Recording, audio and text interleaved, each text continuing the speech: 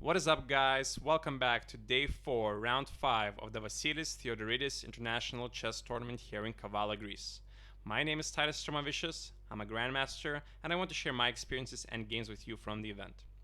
So as you can see on the screen, the pairings and the results of round 4. I drew my game in round 4 against Simon Jakub from Poland. I was a pawn down, so it was a good result. And as you can see, there was one decisive game in the leader group. On board 2, Georg won his game with black pieces, and now he's in the sole lead, and I'm for the first time in the chasing pack behind the leader, and let's see if we can catch up.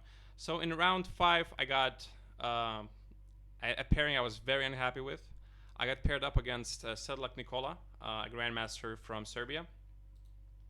And the reason I didn't like this pairing is because I played him last year, and I remember he had I felt like he had a very good understanding. And after the game, we talked a little bit. We ended that game in a draw, and he seemed very nice. We were greeting each other during the event. So it was kind of an unfortunate pairing. Also, I was with the white pieces, so I kind of had to pressure him, as I'm about 130 points higher rated. I believe his rating is 2420 right now. But not too long ago at all, actually, he was 2500, and at his peak he was over 2600 rated player, so a very strong player at his peak. Also, he has made some courses that I've actually used in previous games, so just a very sort of accomplished and decorated player, at least I consider him to be. And I felt like the matchup was not in my best interest. Additionally, I felt like my opponent played a lot of openings, and it was very hard to predict what he was going to play.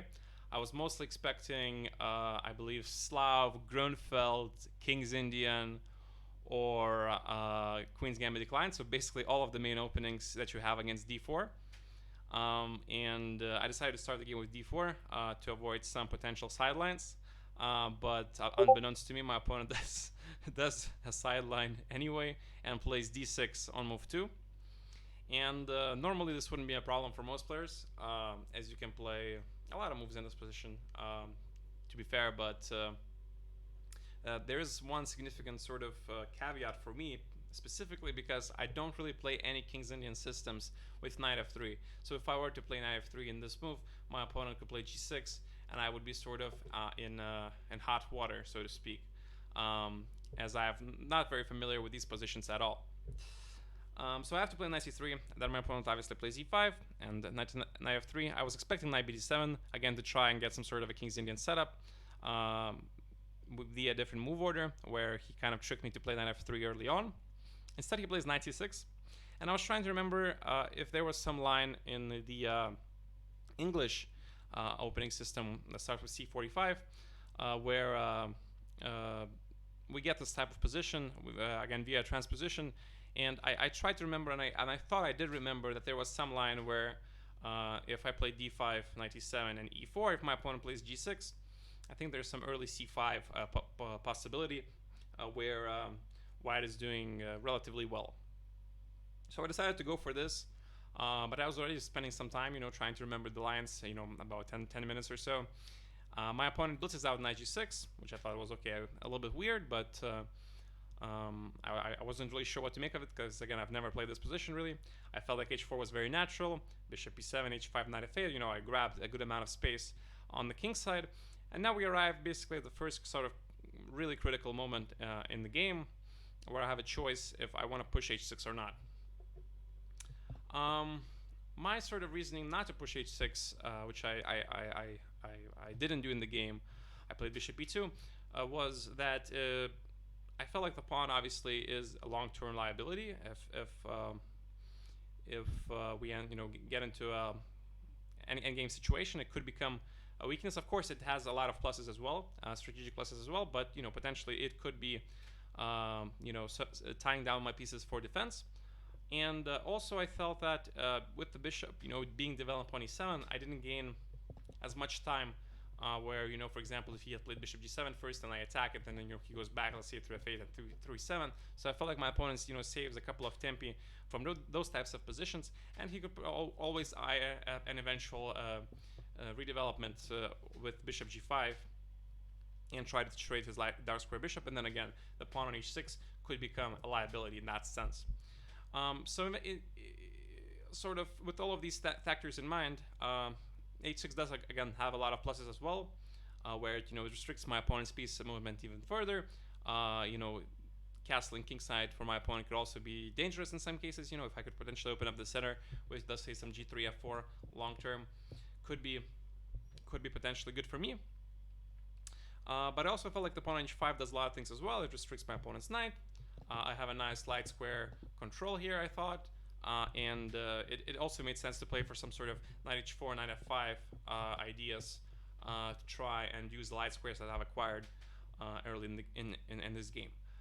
So I played bishop e2, which unfortunately for me is probably the wrong decision. h6 was, I would say, more critical, at least according to the computer. And again, based on experiences in the game, I would kind of concur that idea.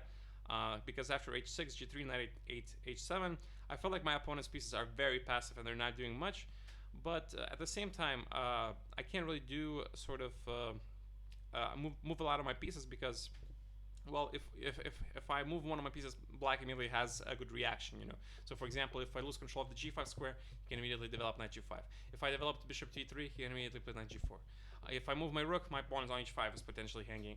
So kind of all of my pieces, well, are more active and more harmonious, it would appear, but also they're kind of tied down indirectly by my opponent's pieces if I wish to restrict their movement in the future. Another factor already in this position was that I was burning a lot of time. My opponent was still blitzing his moves. I kind of couldn't find a productive idea to try to employ the f5 square that I've acquired for my knight, and I decided to play queen d3. Just sort of consolidate the center a little bit. c6. Now I try to play for knight h4, castles, bishop d2, bishop d7, logical development moves.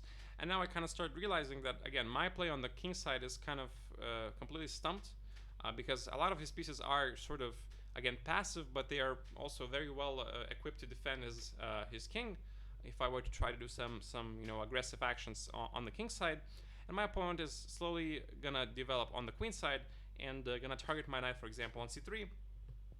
And already, for example, b5 is an idea with my queen somewhat misplaced on c4, where if I take on c6, he could, potentially look for an intermediate capture on c4, and then play rook c8, and pin my queen and win back the pawn on c6, and then target the weak e4 pawn.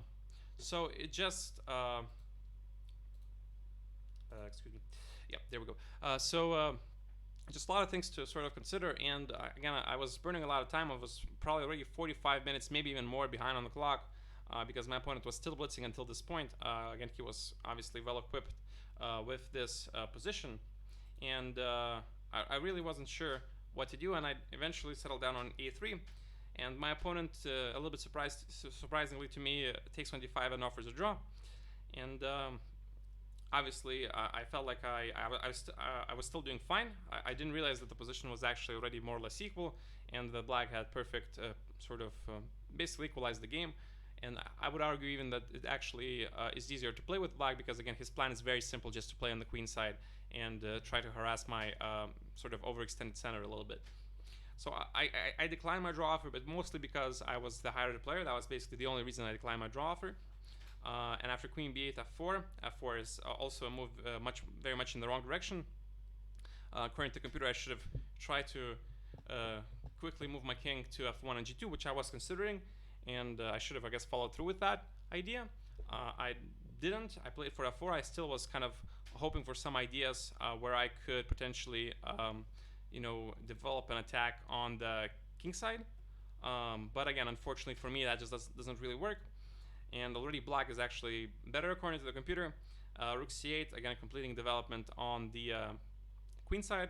And here I had a complete sort of moment of blindness. I played knight g6, which is a bad move on many levels, but the worst level is the most direct one, because I thought that if he plays bishop d8, then I can just capture on e5, de, knight e5, and after queen e5, I thought his queen would be trapped because the bishop would still be on e7, but unfortunately the bishop is not on e7 anymore, and he can just retreat to, for example, e7, and I'm just a piece down for no compensation.